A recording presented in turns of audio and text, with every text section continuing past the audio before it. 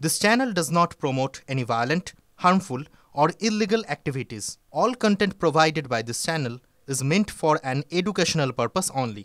Top quality और consistent performance के लिए सिर्फ सिल्वर पंप नाम याद रखना। আবারও সেই প্রশ্নটা উঠছে, কি প্রশ্ন?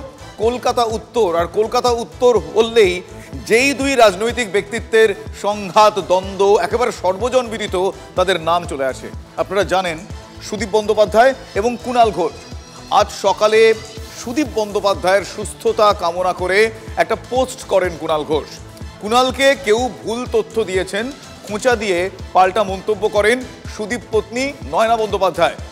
সুদীপ সুস্থ হলে তারপর পাল্টা কুণাল ঘোষ কি বলছেন? কুণাল ঘোষ বলছেন, সুদীপ বাবু যদি সুস্থ হন তাহলে অন্য কাউকে দিয়ে না বলে নিজে বাইরে এসে দাবি করুন তিনি সুস্থ।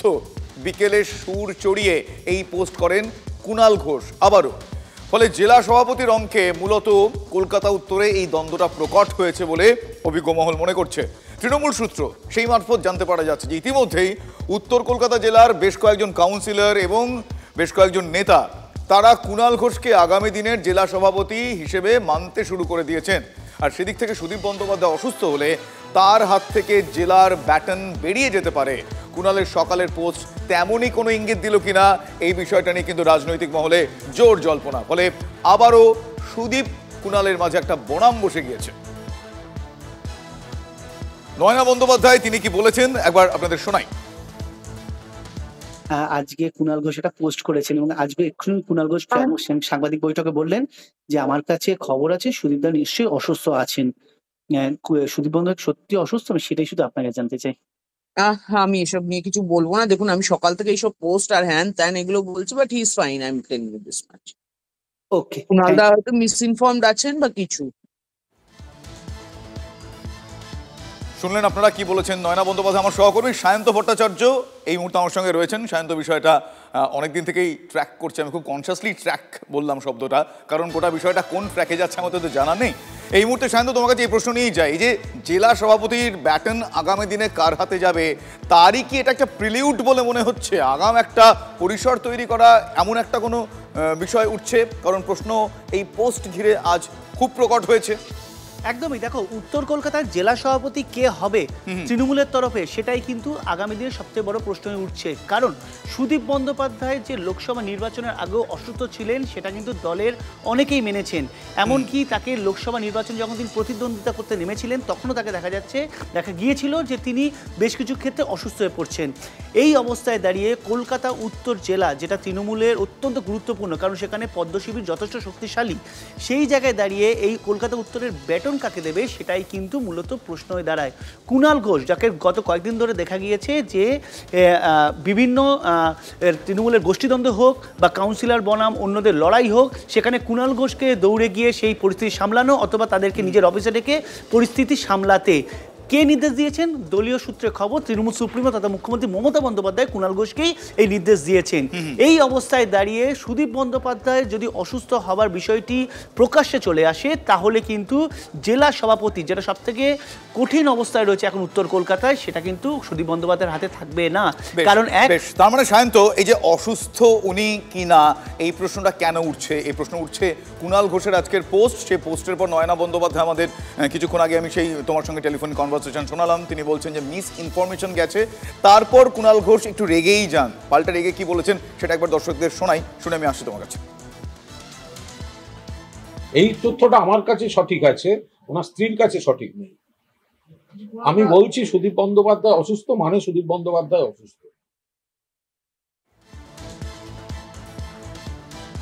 কুণাল ঘোষ জোর দিয়ে বলছেন এবং তিনি বলছেন যে তার সোর্সের খবর একদম ঠিক। কুণাল ঘোষ তিনি বলছেন, কুণাল ঘোষ একদম সরাসরি বলছেন তিনি জানেন অসুস্থ। নয়না বন্দ্যোপাধ্যায়ের কাছে ইনফরমেশন না থাকলেও থাকতে পারে। হঠাৎই অসুস্থতা নিয়ে জল্পনা কেন হচ্ছে? দেখো, যেটা তৃণমূল সূত্রে খবর যে সুদীপ বন্দ্যোপাধ্যায় যে অসুস্থ এবং সুদীপ বন্দ্যোপাধ্যায় যে কলকাতা উত্তরের কাজকর্ম ঠিকমতো পরিচালনা করতে পারছে না সেটা কিন্তু কুণাল ঘোষের কাছে খবর রয়েছে। এমনকি কুণাল ঘোষই কিন্তু সেই জায়গায় দাঁড়িয়ে উত্তর কলকাতার সাংগঠনিক বিভিন্ন দায়িত্ব সামলাচ্ছেন। সুদীপ বন্দ্যোপাধ্যায় অসুস্থ সেটাকে কিন্তু অস্বীকার করছে না কুণাল ঘোষ বা তৃণমূলের যারা অন্যান্য কাউন্সিলররা। তারা একটা কথা বলছেন, যদি অসুস্থ হয়ে থাকেন তাহলে বাড়িতে রেস্ট নিন।